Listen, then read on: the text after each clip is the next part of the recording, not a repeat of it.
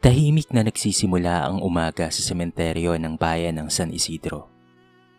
Habang unti-unting sumisilip ang araw sa pagitan ng mga puntod at mga mausoleum, isa-isang naglalaho ang hamog na bumabalot sa paligid. Para sa karamihan ng tao, ang sementeryo ay lugar ng lungkot at alaala. Ngunit para kay Mang Rodel, isa itong pangalawang tahanan. 55 taong gulang na si Mang Rodel at mahigit 10 taon ng caretaker ng sementeryo. Araw-araw niyang nililinis ang mga daanan, pinuputol ang mga damong ligaw at inaasikaso ang mga pangangailangan ng mga dumadalaw. Sa tagal ng kanyang pananatili roon, halos kabisado na niya ang bawat sulok ng sementeryo at maging ang mga mukha ng mga taong regular na bumibisita sa kanilang mga mahal sa buhay. Marami na siyang nakitang kwento ng pag-ibig, pangungulila at pamamaalam. May mga anak na umiiyak sa puntod ng magulang. Mga magulang na hindi matanggap ang pagkawala ng kanilang anak. At mga mag-asawang kahit ilang taon ng biyuda o biyudo ay patuloy pa rin nagdadala ng bulaklak sa puntod ng kanilang kabiyak. Ngunit sa dami ng taong kanyang nakilala, may isang mukha na paulit-ulit na bumabalik sa kanyang isipan. Isa itong matandang lalaki na nasa 70 taong gulang na marahil. Payat ito, bahagyang kuba, at laging may bitbit na lumang supot na tela. Kapansin-pansin rin ang kanyang simpleng kasuotan. Minsan ay puting t-shirt ang suot nito. Minsan na may itim. Ngunit anuman ang kulay ng kanyang damit, iisa lamang ang hindi nagbabago. Lagi siyang naroon sa tuwing may libing. Sa umpisa, hindi ito pinapansin ni Mang Rodel. Akala niya ay may kamag-anak lamang itong nakalibing sa sementeryo, kaya madalas na bumisita. Ngunit habang lumilipas ang mga linggo at buwan, napansin niyang tila hindi normal ang presensya ng matanda. Kung may libing sa umaga, naroon ito. Kung may burol na magtatapos sa hapon, makikita rin ito. Kapag may pagtitipon ng pamilya ng yumao para sa anibersaryo ng kamatayan, naroon pa rin ang matanda. Hindi ito lumalapit sa kabaong. Hindi rin ito nakikipag-usap sa mga kamag-anak ng namatay. Karaniwan lamang itong nakaupo sa ilalim ng puno o kaya na may nakatayo sa di kalayuan habang tahimik na nagmamasid. Minsan ay sinubukan ni Mang Rodel na lapitan ito. Ngunit nang makita siya ng matanda, agad itong tumalikod at naglakad papalayo. Dahil doon ay lalong dumami ang mga tanong sa kanyang isipan. Sino kaya ang matandang yun? Bulong niya sa sarili isang hapon. Sa araw-araw na may inililibing sa sementeryo, naging pamilyar na sa kanya ang mukha nito. Para bang bahagi na ito ng lugar, gaya ng mga lumang puntod at naglalakihang puno. Isang araw, habang nagwawalis si Mang Rodel, malapit sa isang bagong hukay na paglilibingan, muli niyang nakita ang matanda. Nakatayo lamang ito sa ilalim ng puno ng akasya habang nakatingin sa mga taong nagluluksa. Makalipas ang ilang minuto, napansin niyang lumapit ito sa lugar kung saan ipinamimigay ang pagkain matapos ang seremonya. May kung anong kutob na bumalot kay Mang Rodel. Pakiramdam niya ay may lihim na itinatago ang matandang iyon. At sa pagkakataong iyon, nagpasya siya. Ano man ang dahilan ng matanda sa palagi nitong pagpunta sa sementeryo, aalamin niya ang katotohanan. Hindi niya alam na ang simpleng desisyong iyon ang magbubukas sa isang kwento ng pag-ibig at sakripisyong hindi niya kailanman malilimutan. Mula nang magpasya si Mang Rodel na alamin ang lihim ng matandang lalaki, hindi na nawala sa kanyang isip ang mukha nito. Sa bawat araw na pumapasok siya sa sementeryo, kusa na lamang niyang hinahanap ang payat na matandang laging nakasuot ng puti o itim na t-shirt at may dalang lumang supot. Lumipas ang ilang araw at muling nagkaroon ng libing sa sementeryo. Maaga pa lamang ay marami ng taong nagsitating. May mga kamag-anak na umiiyak, mga kaibigang tahimik na nag-aabot ng pakikiramay, at mga batang hindi pag-aanong nauunawaan ng bigat ng pagkawala. Tulad ng nakasanayan, abala si Mang Rodel sa pag-aasikaso ng mga bisita. Ngunit sa pagkakataong iyon, may isa pa siyang binabantayan. Habang isinasagawa ang seremonya, namataan niya ang matandang lalaki sa ilalim ng isang puno. Nakasuot ito ng kupas na itim na t-shirt at tahimik lamang na nagmamasid sa malayo. Hindi ito lumalapit sa pamilya ng yumao. Hindi rin ito nakikiyak o nakikidalamhati. Nakatayo lamang ito roon na tila naghihintay ng tamang oras. Lalong nagtaka si Mang Rodel. Kung hindi naman pala kamag-anak o kaibigan ng namatay ang matanda, bakit ito palaging naroon? Nang matapos ang misa at nang mailibing na ang yumao, nagsimula nang magtipon ng mga tao sa isang tent na itinayo malapit sa sementeryo.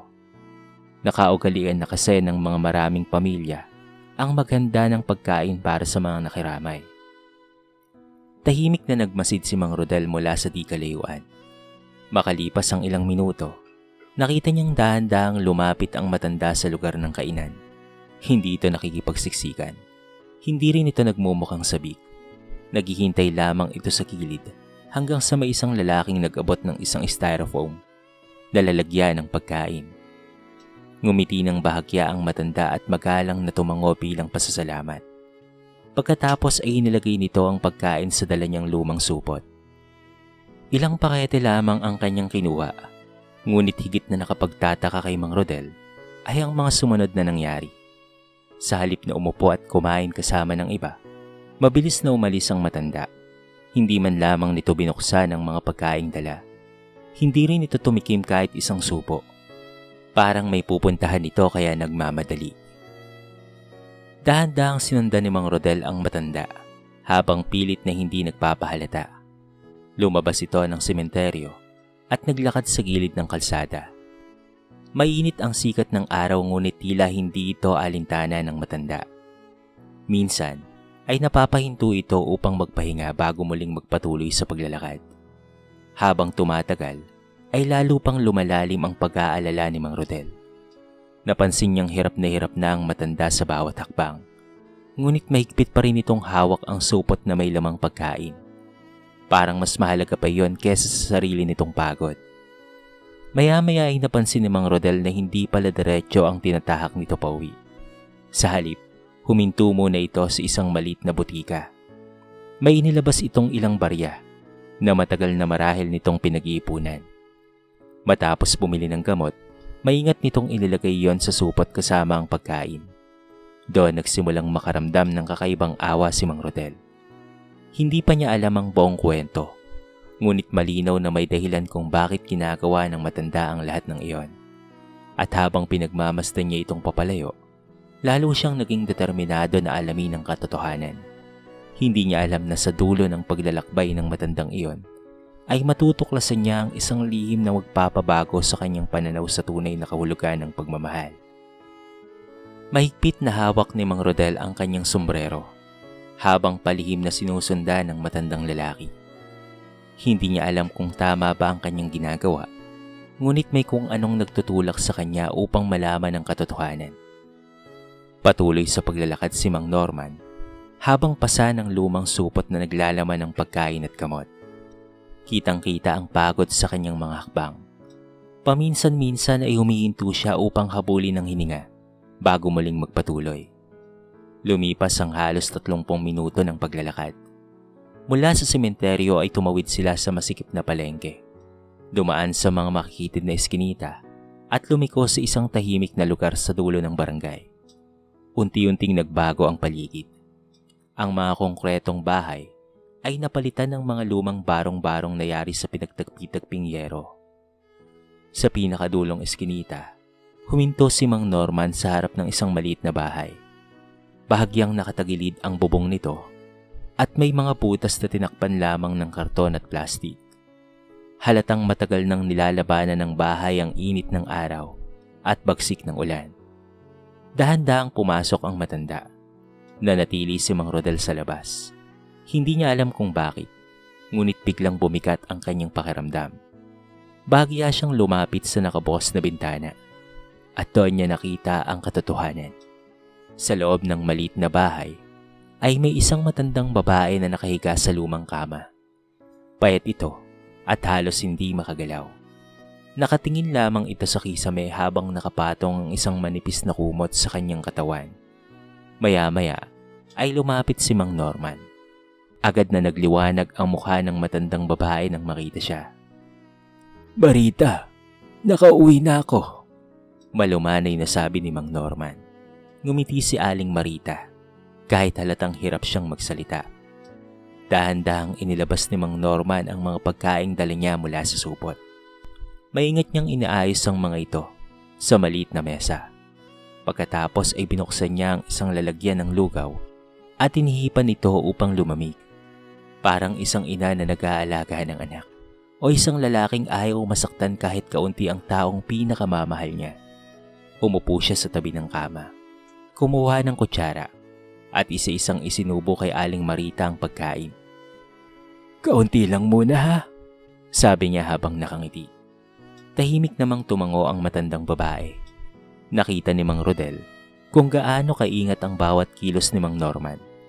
Kapag may tumatapon ng kaunting pagkain sa gilid ng bibig ng asawa, agad niya itong pinupunasan gamit ang malinis na panyo. Pagkatapos pakainin si Aling Marita, inilabas naman niya ang gamot na binili sa butika. Muli niya itong inalalayan.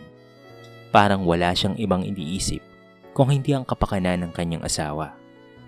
Hindi na malaya ni Mang Rodel na namumuo na pala ang luha sa kanyang mga mata. Doon niya napagtanto ang lahat. Kaya pala laging nasa sementeryo si Mang Norman. Hindi siya naghahanap ng makakain para sa sarili. Hindi siya namamalimos. Hindi rin siya nanggugulo sa mga nagluluksa. Naroon siya upang kumuha ng mga pagkaing ipinamimigay pagkatapos ng mga libing. Mga pagkaing iuwi niya para sa kanyang asawang may sakit. Mga pagkaing magsisilbing tanghalian at hapunan nilang mag-asawa. Napayuko si Mang Rodel. Bigla niyang naalala ang mga pagkakataong nakita niyang mag-isa ang matanda sa sementeryo. Ang mga sandaling tila wala itong pakialam sa sariling pagod. Ngayon ay alam na niya ang dahilan. Ginagawa iyon ni Mang Norman dahil mahal na mahal nito ang kanyang asawa. At sa unang pagkakataon sa loob ng maraming taon, bilang caretaker ng sementeryo, nakaramdam si Mang Rodel ng kakaibang lungkot at paghanga. Sapagkat sa gitna ng kahirapan, gutom at katandaan, nasaksihan niya ang isang uri ng pagmamahal na bihira ng matagpuan sa mundo. Mula nang matuklasan ni Mang Rodel ang kalagayan ni Mang Norman at Aling Marita, hindi na siya mapalagay. Habang naglilinis siya ng mga daanan sa sementeryo, kinabukasan, paulit-ulit na bumabalik sa kanyang isip ang tagpong nasaksihan niya sa maliit na barong-barong. Nakita niya kung paanong isinubo ni Mang Norman ang pagkain sa asawa nito. Kung papaano nitong inuna ang kapakanan ni Aling Marita kaysa sa sarili niyang gutom. At kung papaano nitong tinatahak ang mahabang lakad araw-araw upang may maiuwi lamang na pagkain.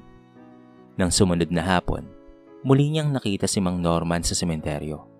Nakaupo ito sa ilalim ng pamilyar na puno ng akasya, habang naghihintay na matapos ang isang libing. Sa pagkakataong iyon, hindi na nagtago si Mang Rodel. Lumapit siya sa matanda at naupo sa tabi nito. Nagulat si Mang Norman nang makita siya. "Magandang hapon po," magalang nabati ni Mang Rodel. Ngumiti ng bahagya ang matanda. "Magandang hapon din po." Sandaling namayani ang katahimikan sa pagitan nila. Pagtapos ay dahan-dahang nagsalita si Mang Rodel. "Pasensya na po kung sasabihin ko po ito. Pero nasundan ko po kayo kahapon." Biglang natigilan si Mang Norman. Bahagyang yumuko ang matanda at tila nahiya. Akala nito marahil ay papagalitan siya o pagbabawalan ng pumasok sa sementeryo. Ngunit kabaliktaran ang nangyari. "Humahanga po ako sa inyo," sabi ni Mang Rodel. Nagtaka si Mang Norman. "Hanga?" Tumango si Mang Rodel. "Nakita ko po kung paano ninyong alagaan ang inyong asawa." Nang marinig ang salitang asawa, agad na lumambot ang ekspresyon ng matanda. Napatingin siya sa malayo bago marahang nagsalita. "Mahigit 40 taon na kaming mag-asawa." Napangiti siya habang tila binabalikan ang nakaraan. "Kahit mahirap ang buhay noon, masaya kami." Ikinuwento ni Mang Norman na dati siyang construction worker. Hindi man kalakihan ang kanyang kinikita, pero sapat na iyon upang matustusan ang kanilang pang-araw-araw na pangangailangan. Wala silang naging anak, Marami ang nagsasabing malungkot ang buhay kapag walang anak. Ngunit para kina Mang Norman at Aling Marita, sapat na sa kanila ang isa't isa. Sabi nga ni Marita noon, kahit dalawa lang kami, basta't magkasama masaya na. Napangiti si Mang Norman ngunit mabilis ring napalitan niyon ng lungkot. Ilang taon nang nakalipas na may stroke si Aling Marita. Biglaan ang lahat, mula sa pagiging masigla at masayaing babae. Napilitan itong humiga sa kama at umasa sa tulong ng iba. Naubos ang kanilang maliit na ipon sa pagpapagamot. Naibenta ang ilang gamit sa bahay. Pati ang mga alagang hayop nila noon ay kinakailangan ring ipagbili. Hanggang sa wala nang natira. Naghahanap pa rin ako noon ng trabaho, kwento ni Mang Norman. Pero sino pa ba ang tatanggap sa matandang katulad ko? Tahimik na nakinig si Mang Rodel. Ramdam niya ang bigat ng bawat salitang lumalabas sa bibig ng matanda. Hindi ko kayang pabayaan si Marita. Pagpapatuloy nito. Kahit isang araw lang na walang makain, mas masakit sa akin yon kesa sa sarili kong gutom. Napayuko si Mang Norman. Maraming beses ko nang naiisip na manghingi ng tulong, pero nahihiya ako. Kaya nang mapansin niyang may mga pagkaing natitira at ipinapamigay pagkatapos ng mga libing, doon siya nagsimulang pumunta sa sementeryo. Hindi upang samantalahin ang mga nagluluksa, kung hindi upang mabuhay. Upang may maihain sa kanyang asawa, at upang may pagpatuloy ang pangakong ginawa niya sa harap ng altar, maraming taon nang nakalipas. Ito ay ang manatili sa piling ni Marita, sa hirap at ginhawa, sa sakit at kalusugan, hanggang sa huling araw ng kanilang buhay. Habang nakikinig si Mang Rodel, hindi niya napigilang mapaluha sapagkat sa harap niya ay isang lalaking maaaring mahirap, matanda at pagod na sa buhay. Ngunit mayaman sa isang bagay na hindi kayang bilhin ng kahit na anong halaga. Isang pagmamahal na hindi kailanman kumukupas sa paglipas ng panahon. Hindi na nga nawala sa isip ni Mang Rodel ang kwento ni Mang Norman matapos ang kanilang pag-uusap. Habang ginagawa niya ang kanyang tungkulin sa sementeryo, paulit-ulit niyang naaalala ang matandang lalaki na araw-araw na nakikipagsiksikan upang may maiuwing pagkain para sa asawang nakaratay. Sa loob ng maraming taon bilang caretaker, nakakita na siya ng iba't ibang uri ng paghihirap. Ngunit iba ang sitwasyon ni Mang Norman at Aling Marita. Hindi sila humihingi ng awa. Hindi sila nagrereklamo. Tahimik lamang nilang pinapasan ang bigat ng kanilang buhay. At yun ang lalong tumimo sa puso ni Mang Rodel. Isang gabi, habang naghahapunan kasama ang kanyang pamilya, ikinuwento niya ang kalagayan ng mag-asawa.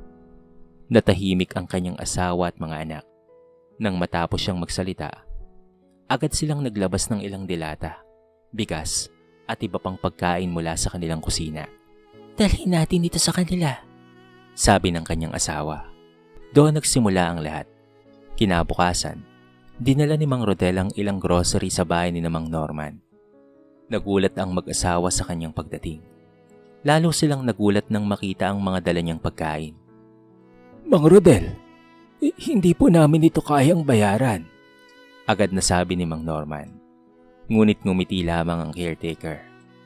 Hindi po ito utang. Maliit na tulong lang po ito mula sa amin. Nang marinig iyon, namuho ang luha sa mga mata ni Aling Marita. Hindi man siya makapagsalita ng maayos dahil sa stroke. Ramdam na ramdam ang kanyang pasasalamat. Ngunit hindi doon nagtapos ang pagtulong ni Mang Rodel. Ilang araw matapos iyon, kinausap niya ang administrador ng sementeryo patungkol sa kalagayan ni Mang Norman at Aling Marita. Naantig din ang puso ng mga ito. Sa tulong ng ilang empleyado at mga regular na dumadalaw sa sementeryo, nagsimula silang mag-ipon ng tulong para sa mag-asawa. May nagbigay ng sako-sakong bigas, may nag-abot ng mga gamot, may nagbigay ng mga damit at kumot. May isang negosyanteng nakarinig ng kanilang kwento ang nagkaloob pa ng wheelchair para kay Aling Marita at kaunting tulong na pera. Nang dalhin niyon sa kanilang bahay, hindi makapaniwala si Mang Norman. Paulit-ulit siyang nagpapasalamat habang pinupunasan ang kanyang mga luha. Pakiramdam niya ay muli siyang nabunutan ng tinik sa dibdib. Sa unang pagkakataon matapos ang mahabang panahon, hindi niya na kailangang mag-alala kung saan kukuha ng pagkain kinabukasan. Mas lalo pang lumawak ang pagtulong ng kumalat ang kanilang kwento sa komunidad. May mga kabataang voluntaryong bumibisita upang linisin ang kanilang bahay. May mga kapitbahay na nag-alok ng lutong pagkain. May ilang nurse mula sa health center na regular na nagche-check ng kalagayan ni Aling Marita. Unti-unting nagbago ang takbo ng kanilang buhay. Hindi man sila yumaman, pero nabawasan naman ang bigat na matagal na nilang pasan, na sila lamang dalawa. Isang hapon, muling dumalaw si Mang Rodel sa kanilang bahay. Nadatnan niya si Mang Norman na nakaupo sa tabi ng wheelchair ni Aling Marita sa labas ng bahay. Tahimik nilang pinagmamasdan ang paglubog ng araw. Nang makita siya, ngumiti si Aling Marita. Isang ngiting matagal na niyang hindi nakita. Mahina ngunit puno ng saya. At nang hawakan ni Mang Norman ang kamay ng kanyang asawa, napansin ni Mang Rodel ang kakaibang ningning sa kanilang mga mata. Matagal nang hindi nawawala ang pagmamahal nila sa isa't isa. Ngunit ngayon, may isa pang bagay na muling nabuhay sa kanilang puso. Pag-asa. Pag-asang kahit gaano kabigat ang buhay, may mga taong handang tumulong. At pag-asang hindi sila nag-iisa sa kanilang laban. Lumipas ang ilang buwan matapos magsimulang tumulong ang mga tao kina Mang Norman at Aling Marita. Ang dating tahimik at halos nakalimutang barong-barong sa dulo ng eskinita ay naging simbolo ng pagkakaisa at malasakit sa kanilang komunidad. Patuloy pa rin nagtatrabaho si Mang Rodel sa sementeryo. Ngunit sa tuwing may pagkakataon, dumaraan siya sa bahay ng mag-asawa upang kamustahin ang kanilang kalagayan. Malaki ang ipinagbago ng buhay ni Mang Norman. Hindi man lubusang gumaling si Aling Marita, pero naging mas maayos na ang kanyang kondisyon dahil sa regular na gamot at pag-aalaga ng mga taong tumutulong sa kanila. Madalas na siyang mailabas sa kanilang munting bakuran upang makalanghap ng sariwang hangin. At sa bawat araw na lumilipas, hindi nagbabago ang isang bagay, ang pagmamahal ni Mang Norman. Araw-araw pa rin niya itong sinusubuan. Araw-araw niya pa rin itong pinupunasan ng pawis. At gabi-gabi, bago sila matulog, hawak niya ang kamay ng kanyang asawa habang nagdarasal. Para kay Mang Norman, sapat nang makita niyang nakangiti si Aling Marita. Ngunit alam niyang hindi habang buhay mananatili silang magkasama. Dumating ang araw na matagal na niyang kinatatakutan. Isang malamig na madaling araw. Nagising siya dahil sa kakaibang katahimikan. Karaniwan, ay naririnig niya ang mahinang paghinga ni Aling Marita habang natutulog. Ngunit ng mga oras na yon, tila may kakaibang pakiramdam siyang hindi maipaliwanag. Agad siyang bumangon at lumapit sa kama. Mahigpit niyang hinawakan ang kamay ng asawa. "Marita!"